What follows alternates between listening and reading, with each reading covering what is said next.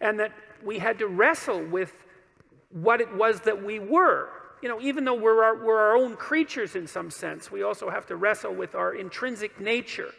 And we know about the nature part of that more and more. I mean, we know more about our neurocircuitry, for example. We know that there's a circuit for rage, and there's a circuit for fear, and there's a biological system for jealousy, and there's a system for altruism, and there's a circuit for play, and there's another one for pleasure, and there's a complex circuit for negative emotion, pain and anxiety and frustration and disappointment and guilt and shame. And we know that human beings share that motivational structure not only with all other human beings, but certainly with all mammals and almost all animals.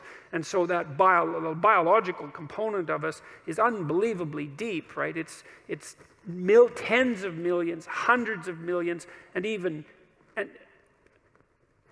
billions of years old. I read an interesting paper just the other day. You know, I tend to talk about lobsters more than the average person.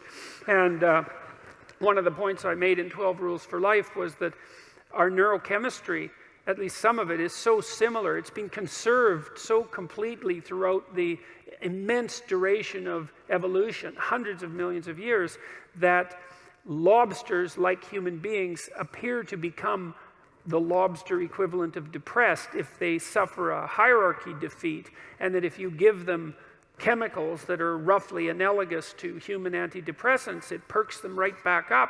Their posture improves, and they'll go off and fight. And you know, when I first discovered that, it just blew me away. I never recovered from it. I thought, my God, really, that the continent, it's 350 million years of continuity in the structure of those systems. And you know, we know the serotonin system, which is the system I'm talking about, does govern your observation of where you sit in a social hierarchy, like it does for many, many animal species. And as one consequence of that, regulates your emotions, so that if it sees that you're a relatively high status creature in your local environment, then it tends to allow you to feel more positive emotion and less negative emotion. And if it sees you as a low status creature in your local comparative environment, then it does the opposite. It overwhelms you with negative emotion and suppresses positive emotion. And so, you know, and that's really bad. No one likes that.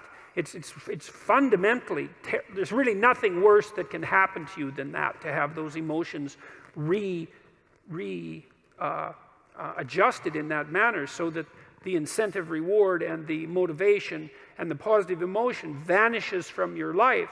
So there's nothing to be enthusiastic or excited about, and all of the negative emotions, pain, disappointment, frustration, grief, all of those terrible negative emotions are tremendously magnified. No one wants that.